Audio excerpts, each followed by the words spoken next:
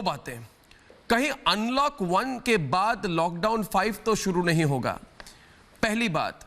दूसरी बात है कि अगर इतना काम किया भारत सरकार ने, अगर आपने, लोग कहते हैं कि 1 करोड़ लोगों को घर वापस भेजा, 4000 श्रमिक स्पेशल ट्रेन चले, 22,000 शेल्टर होम बनाए गए, इतना काम अगर किया गया तो फिर क्या प्रवासियों तक जो ये बात बनाई गई माइग्रेंट क्राइसिस, क्या प्रवासियों तक सही संदेश आप नहीं पहुंचा पाए? ये माइग्रेंट क्राइसिस वाली बात, ये नैरेटिव कैसे बनी?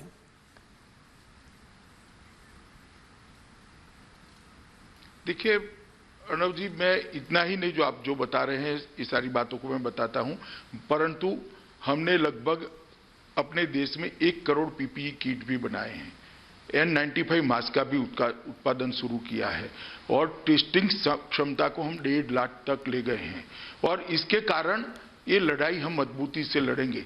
जहां तक प्रवासी मजदूरों का सवाल है, मैं आपको इसके बारे में डिटेल बताना चाहता हूं, क्योंकि जो नैरेटिव खड़ा करने का प्रयास किया जा रहा है वो सत्य नहीं है, हकीकत कुछ और है। इस देश में जब से लॉकडाउन हुआ, हर राज्य को सूचना यहां से गई, भारत सरकार की ओर से, मोदी जी की ओर से वीडियो कॉन्फ्रेंस कर उन्होंने सभी मुख्यमंत्रियों को बताया और सभी ने प्रवासी मजदूरों के लिए कैंप लगाए और इसके अंदर खाने पीने की व्यवस्था की। भारत सरकार ने 11,000 करोड़ रुपया SDMA के तहत राज्य सरकारों को भेजा, जिससे एक कैंप का खर्चा राज्य को पर अकेले न आ जाए और उनको एक प्रकार से सेटेलाइट करने की व्यवस्था की गई।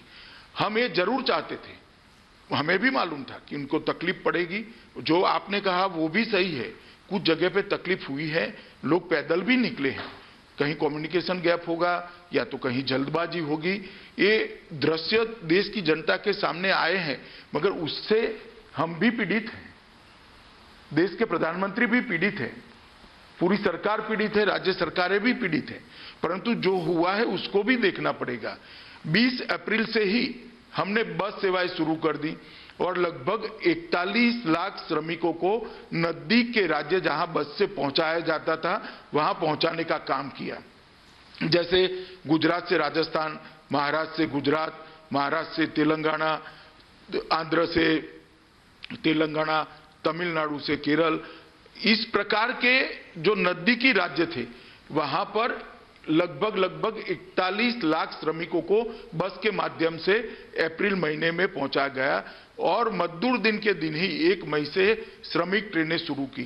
श्रमिक ट्रेन की पूरी व्यवस्था आप समझ लीजिए, 3968 श्रमिक ट्रेन आज तक चली है। 54 लाख से ज्यादा श्रमिक ट्रेन के माध्यम से अपने घर पर पहुंचे हैं। राज्यों ने अपने राज्यों में हर जिला सेंटर पर एक वेबसाइट शुरू करी, इसके अंदर SMS से रजिस्ट्रेशन करा, जिनका रजिस्ट्रेशन हुआ वो सबों को ST में, राज्य की ST या तो सिटी बस में बिठाकर रेलवे स्टेशन पर पहुंचाया गया और रेलवे ने 3968 ट्रेनें पहुंचाकर उनके गांव तक पहुंचाया, उनके जिले तक पहुंचाया। जिले में पहुंचने के बाद जिले से गांव तक पहुंचने की वहां राज्य सरकारों ने ST करी, जैसे यूपी ने 11,500 स्टेट ट्रांसपोर्ट की बसें लगाई, बिहार ने भी मेमू ट्रेन लगाकर पहुंचाने का प्रयास किया। उनको क्वारंटाइन किया गया और क्वारंटाइन करने के बाद उनको 11 दिन तक पूरी भोजन की व्यवस्था करी और जब वो क्वारंटाइन से निकलते थे उस वक्त क्वारंटाइन से निकले हुए मजदूर को 1,000 रुपया, 500 रुपया, 2,000 रुपया राज्य सरकारों ने दिया, जो टिकट के अवेज में था। कुछ लोगों ने टिकटें भी पूरी ली हैं और उनको राशन भी दिया गया। लगभग रेलवे ने 1.5 करोड़ से ज्यादा लोगों को मुफ्त भोजन दिया है और लगभग 2.5 करोड़ से ज्यादा पानी की बोतलें देने का भी काम किया है। मगर और ये पूरी व्यवस्था सभी, मुझे 1 मिनट सुन लीजिए, पूरी व्यवस्था सभी राज्य सरकारों ने और केंद्र सरकार ने मिलकर करी है। रेलवे को मैं बधाई देना चाहता हूं कि इनके पास रूट के ड्राइवर न होने के बावजूद भी इतनी ट्रेनें लगाई क्योंकि एक रूट का जो ड्राइवर होता है वो अपने रूट पर ही ट्रेन चला सकता है, परंतु रेलवे ने इसकी भी व्यवस्था कर लगभग 4000 ट्रेनें चलाई हैं। अब पूछिए अर्णव जी। नहीं, मैं कह रहा हूं आपके आंकड़ों पर कोई शक नहीं है, मगर मेरा सवाल कुछ और था।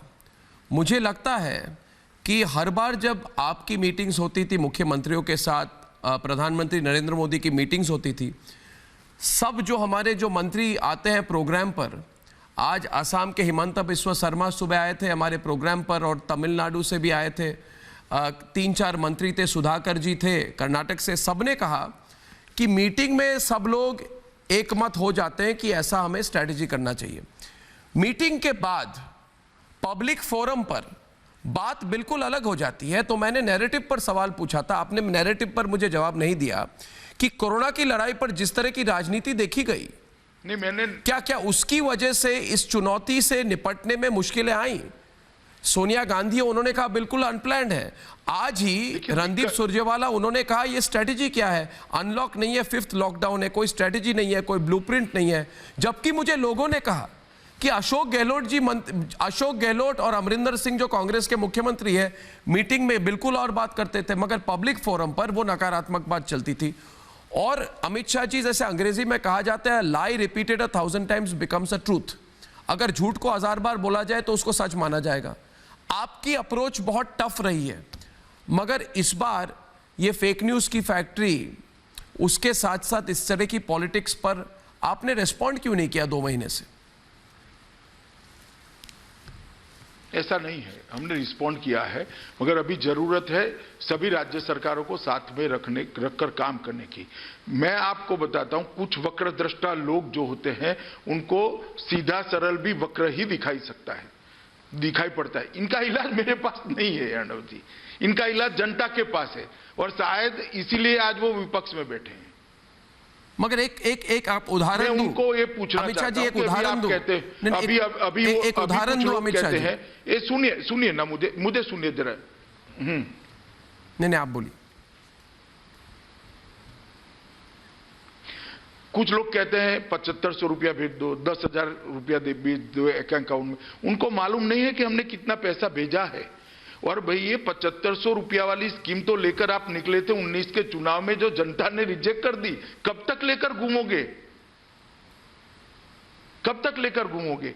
एक बात सही है कि जिसको भी इस देश में पैदल चलना पड़ा है, जिसको भी इस देश के अंदर तकलीफ हुई है, वो तकलीफ को हम भी महसूस करते हैं।